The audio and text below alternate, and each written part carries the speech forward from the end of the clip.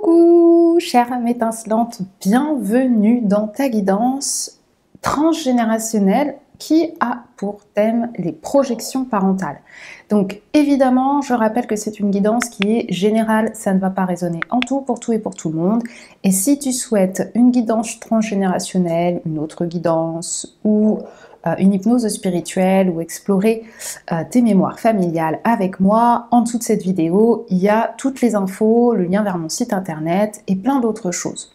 Donc, dans cette guidance, on va aller observer quelles sont les projections parentales qui t'ont été transmises, qui t'ont été véhiculées de manière inconsciente pour tout ce qui en est avec le transgénérationnel, mais parfois ça peut être conscient et on va justement détailler ça dans cette vidéo.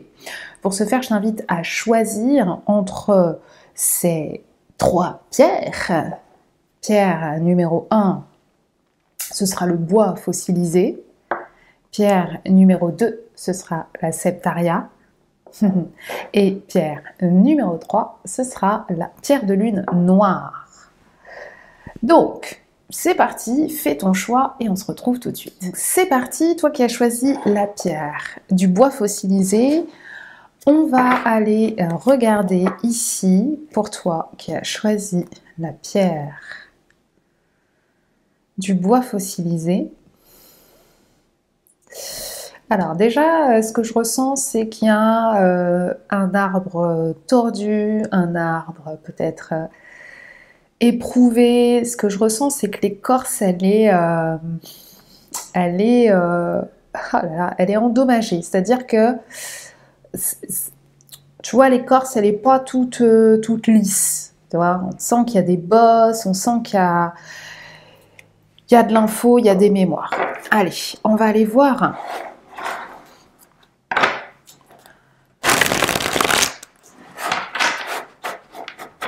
Quelles sont les projections parentales pour toi qui as choisi le groupe numéro 1? Quelles sont les projections parentales pour toi qui as choisi? Ok. On a l'engramme de l'imposteur. Ok. On va aller prendre une carte qui va nous parler un peu plus de cette énergie de projection qui a été transmise.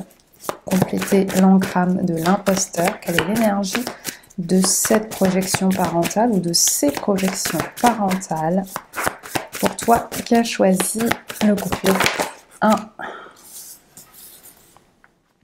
Et celle-là veut sortir aussi. Ok.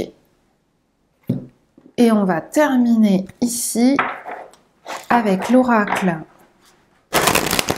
de la lune, puisque la lune symbolise l'inconscient, pour toi qui as choisi le bois fossilisé. Ok.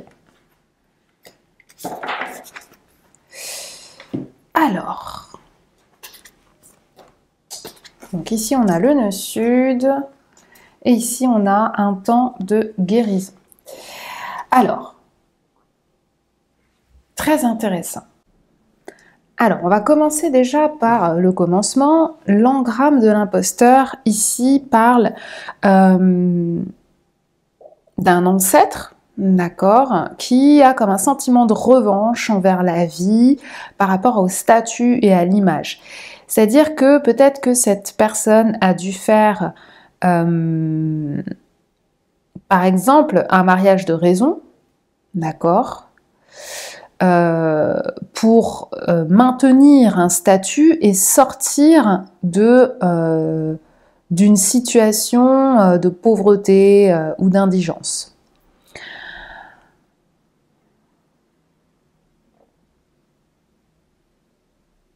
C'est comme si il y a un empêchement de ce qu'on a envie de faire. Parce que le devoir familial ou le devoir de la société ou le devoir de la norme est plus important que les sentiments, que l'amour, que ce qui est plus léger. Il y a comme quelque chose de normatif ici. Donc, quelqu'un peut-être a dû usurper une identité ou porter un masque ou se faire passer pour quelqu'un qui n'était pas pour obtenir un privilège, un passe-droit, une possibilité, des avantages, etc. Et donc aujourd'hui, il se peut que comment ça se traduise pour toi, qu'il y ait cet empêchement de faire ce qui vibre pour toi. Peut-être que tu as le syndrome de l'imposteur, d'accord? C'est-à-dire que tu ne te sens pas à la hauteur ou tu ne te sens pas légitime. Et cette légitimité, elle peut venir d'une mémoire de quelqu'un qui s'est fait passer pour celui qui n'était pas, pour convenir à la norme ou pour sortir de la précarité. Parce qu'ici, avec le 4 de Pentacle à l'envers, c'est le 4 de Pentacle, on peut parler dans certains cas d'avarice, d'accord? Le fait d'être près de ses sous. Et ici, on voit qu'on a perdu des sous, que ça a mené à une grande dépression, et du coup, on a pris le visage de quelqu'un d'autre, l'identité de quelqu'un d'autre, on s'est fait passer peut-être pour quelqu'un qui est très riche, pour soit redorer le blason, soit sortir sa famille d'une situation difficile,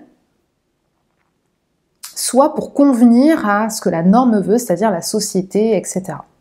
Ici, on voit bien que c'est quelque chose que peut-être tu es amené à guérir ici, toi, dans ton incarnation, parce qu'on parle du nœud sud, d'accord? Ne laissez pas le passé vous retenir. Hein. Qu'est-ce qu'elle retient, cette personne? Elle retient son porte-monnaie. Donc, ne laisse pas cette mémoire ancrée dans la matière, cette construction mentale qui a été projetée là, pour le coup, sous forme d'engramme. Ça veut dire que ça n'a pas été projeté, par exemple, sur ton prénom, mais plutôt peut-être sur l'aspect financier, matériel, professionnel, où tu ne peux peut-être pas faire ce que tu veux actuellement, et donc tu te sens pas riche, hein, en fait, peut-être que ça amène des situations de grande tristesse, de perte aussi, hein, parce que le 5 de coupe, c'est la perte. Et le 4 de pentacle, c'est l'avarice. Donc peut-être que actuellement dans ta vie, tu as peur de perdre au niveau matériel, peut-être que tu as des difficultés matérielles graves, peut-être que tu es dans une instabilité pécuniaire, et on te dit que dans cette incarnation, tu guéris cela, hein, parce que le nœud sud te parle c'est quelque chose qui a été transmis, donc bien au niveau transgénérationnel, mais peut-être aussi que c'est quelque chose que tu as vécu dans d'autres incarnations, et que peut-être, si ça revient, c'est que l'apprentissage a besoin d'être complété ici par rapport à ça. Ça va se traduire comment ?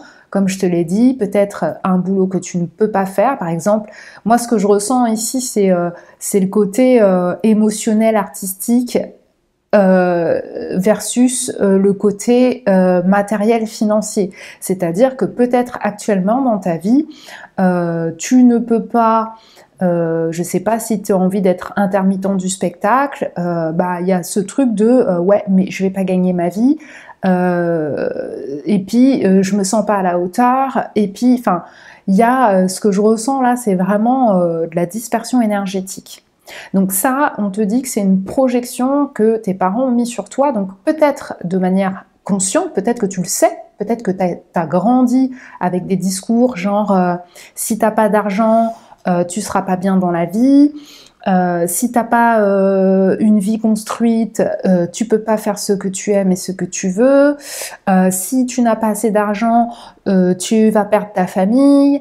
Peut-être qu'il y a des drivers, hein, c'est ce qu'on appelle en psychologie des drivers parentaux, des choses qui ont été dites dont tu n'as pas, voilà, sur lesquels tu t'es construit, hein, parce qu'on parle bien du 4 de Pentacle, c'est quelque chose que tu as du mal à lâcher parce que actuellement c'est ce que tu vis et que tu as peur d'être dans une certaine insécurité. Et peut-être que quelqu'un, tes parents, a dû prendre une autre identité ou se faire passer pour quelqu'un d'autre. Peut-être que c'est un ancêtre encore plus lointain, mais en tout cas cette projection, elle est là. Et ce qu'on attend de toi, entre guillemets, c'est que tu suives un petit peu ce chemin. Et c'est peut-être la raison pour laquelle tu es dans cette situation en ce moment et qu'on t'invite à ne pas laisser le passé te retenir et à faire ce que tu souhaites, ce que tu veux, ce que tu souhaites réaliser. C'est très important.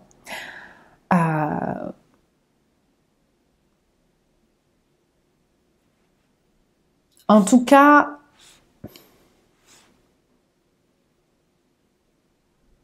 peut-être aussi que actuellement tu rencontres des gens qui ne sont pas ceux qui prétendent être. D'accord? Voilà, ça peut se traduire de différentes manières, hein, mais ça, ce sont des projections parentales et de la lignée, puisqu'on voit bien que ça fait partie aussi de tes vies passées, donc non seulement au niveau transgénérationnel, mais aussi peut-être c'est des expériences que tu as déjà vécues dans d'autres vies, et l'apprentissage reste à compléter. Voilà, dis-moi si ça te parle en commentaire, je serais très heureuse de te lire et de te répondre, parce que c'est assez intriguant quand même. En tout cas, sache que tu es dans cette phase de guérison. Donc, je fais cette vidéo voilà, en plein dans les énergies de transformation actuelle de ce mois de novembre, mais c'est une guidance qui est intemporelle. Donc, évidemment, voilà, n'hésite pas à revenir dessus. Pour moi, il y a un temps de guérison ici qui est en train de se manifester actuellement. Donc, peut-être cette émotion difficile, ce sentiment de perte, peut-être un deuil que tu fais vis-à-vis de quelque chose que tu n'as pas pu garder. Voilà, peut-être que c'est ce que tu traverses en ce moment. Te rassure que c'est un moment de guérison pour laisser partir ce qui est ancien, ce qui ne t'appartient pas, pour, voilà, ne laisse pas le passé te retenir pour aller de l'avant. C'est tout pour moi, j'espère que cette petite guidance t'a plu. N'hésite pas à me mettre un pouce si tu as aimé cette vidéo, à la partager, à la commenter, à activer la petite cloche de notification, à t'abonner si ce n'est pas déjà fait. Je t'embrasse fort et je te dis à très bientôt pour d'autres guidances. Ciao! Coucou à toi le groupe 2 qui a choisi la Septaria. Donc on va aller voir déjà... Voilà.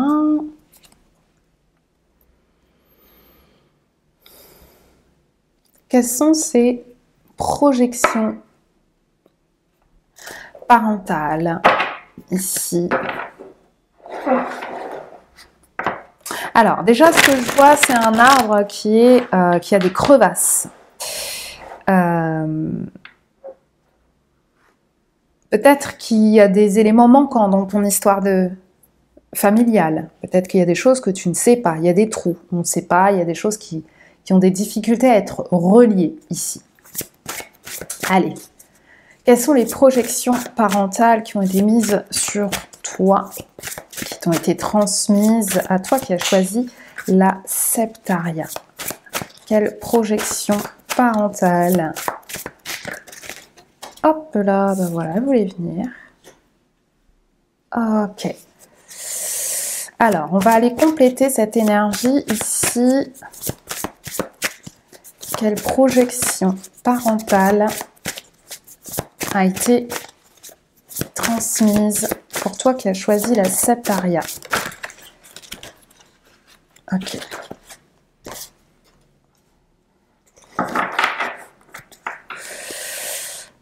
Ok. On va compléter ici cette énergie.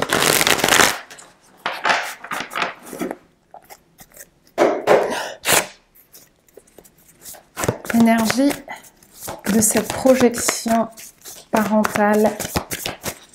L'énergie de cette projection parentale pour toi qui as choisi la Septaria. Une l'énergie ici qui accompagne cette projection parentale pour toi qui as choisi, oups, la Septaria. Alors, pour toi qui as choisi la Septaria, ok, et on va aller prendre les messages, le ou les messages de la Lune, parce que la Lune a pour symbolique l'inconscient. Hop, et ben on en a deux. Ok.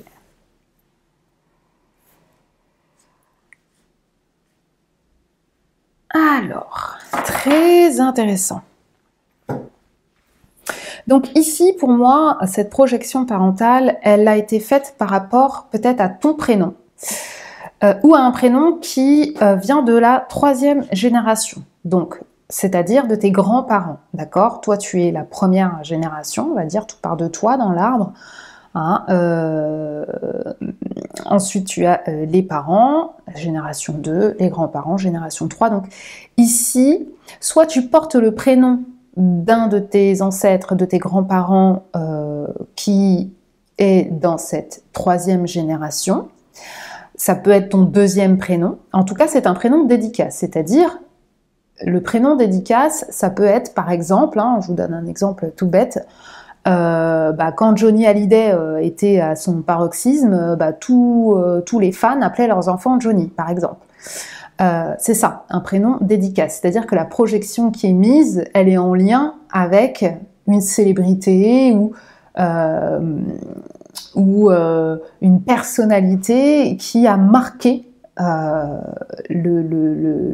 vie des parents, des grands-parents, de l'ancêtre en question. Ici, on te dit que c'est un prénom en lien avec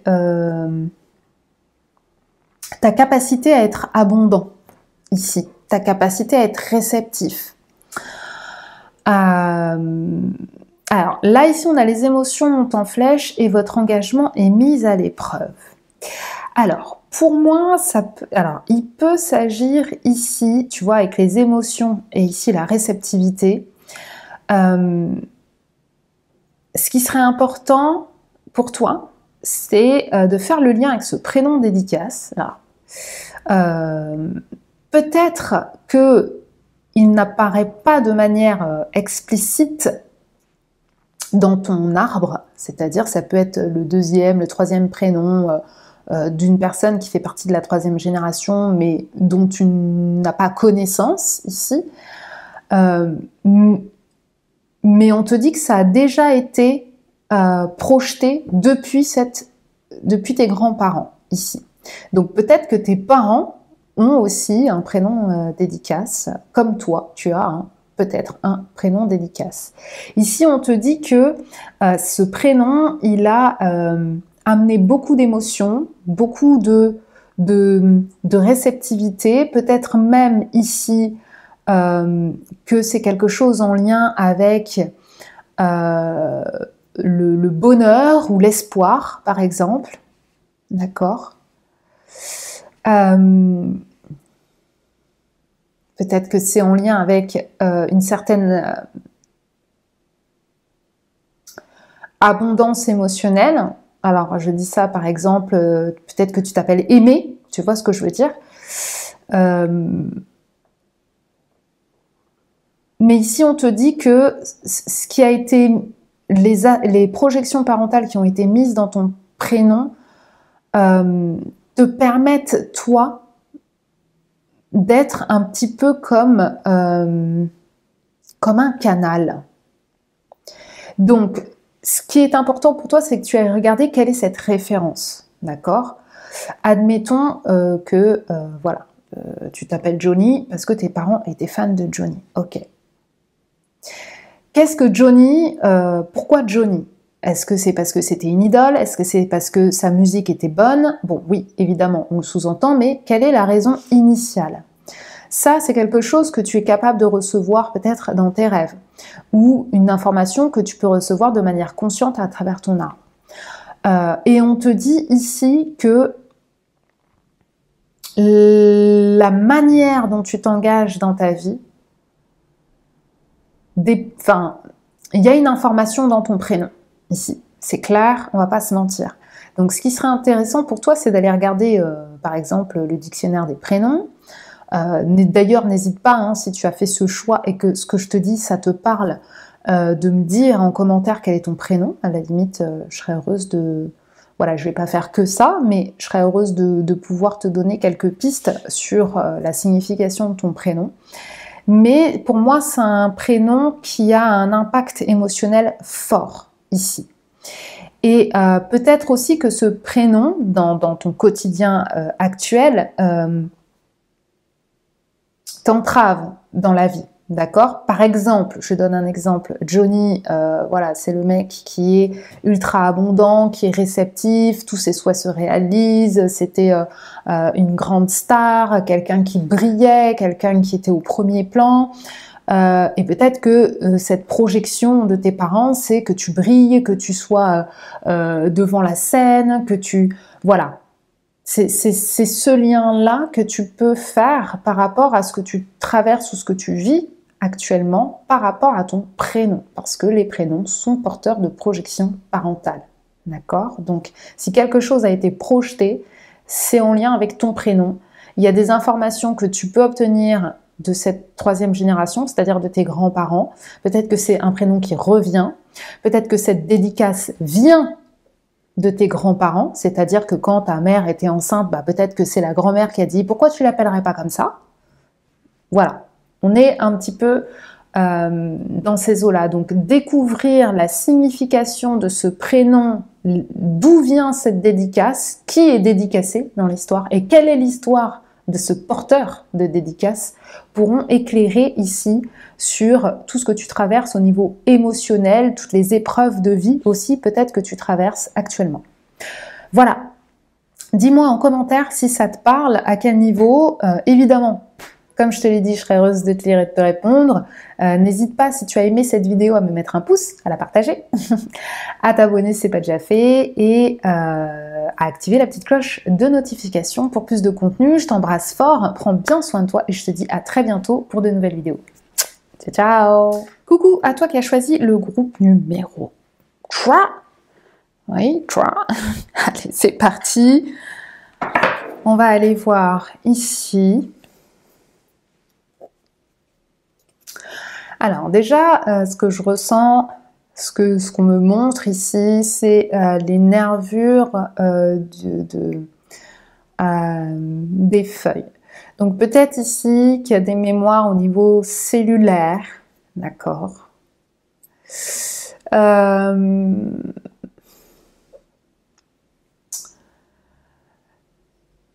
Voilà, il y a différentes directions, hein. Tu vois, la nervure, elle part et ensuite, tac, elle s'ouvre, elle s'expanse, Bon, voilà, je sais pas où est-ce que j'ai mis le doigt parce que j'ai les yeux fermés, mais bon, voilà. Ça, c'est une information qu'on me transmet. On va aller voir quelle projection ici.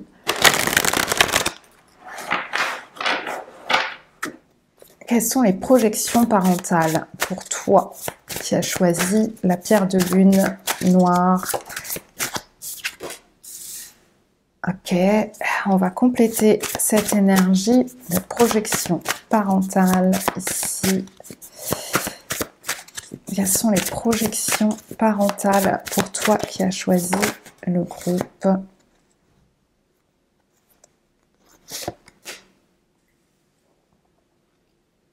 Ok, très intéressant.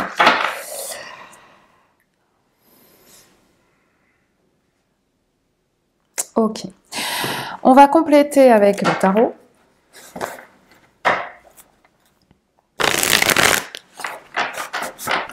Compléter l'énergie du célibat et des connexions à l'image. On a encore le 9 de coupe. Alors c'est drôle parce que il est sorti pour le groupe 2. Alors, pour moi, ici, il y a une mémoire. Je le dis maintenant parce que on me dit oui, dis-le maintenant. Il y a une mémoire en lien avec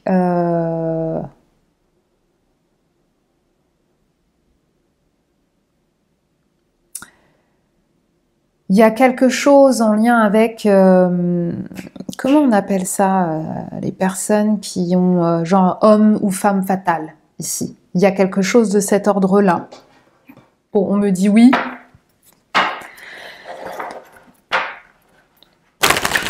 Ouais, il y a des trucs qui sont pas digérés hein, par rapport à ça, alors.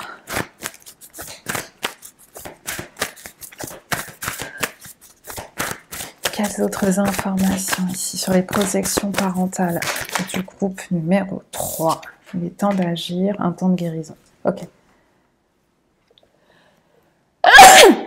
Pardon, j'ai éternué, désolée. Alors ici, ce que je ressens, c'est ouais, il y a vraiment ce côté homme ou femme fatale. Ici. Je pense que ce qui a été projeté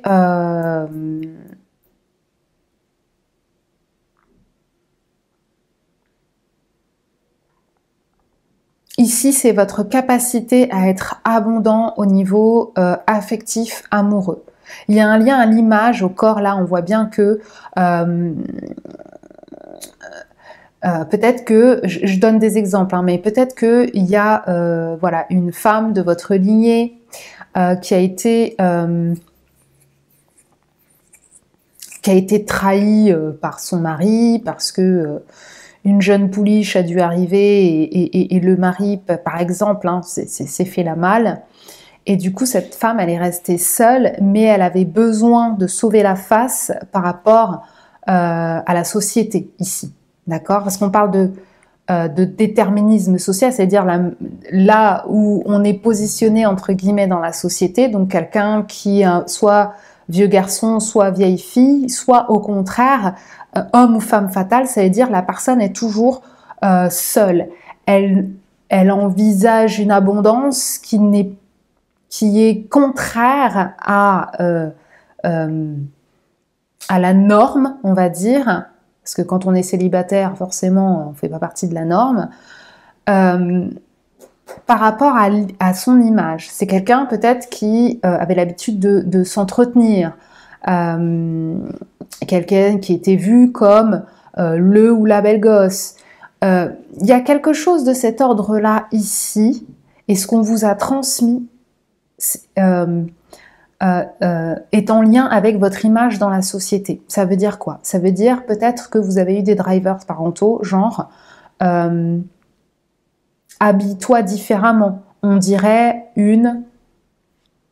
je ne vais pas le dire sur la chaîne, ou bien fais attention à ce que tu portes, c'est trop aguicheur, ou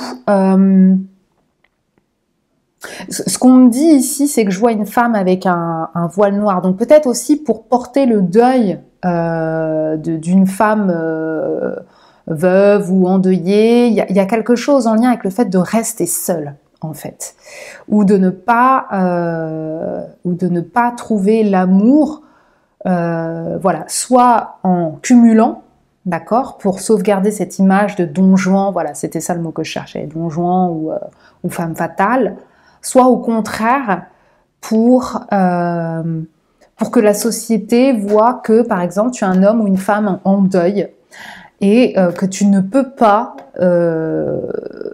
retrouver l'amour. Ici, il y a un lien avec l'abondance émotionnelle, d'accord, qui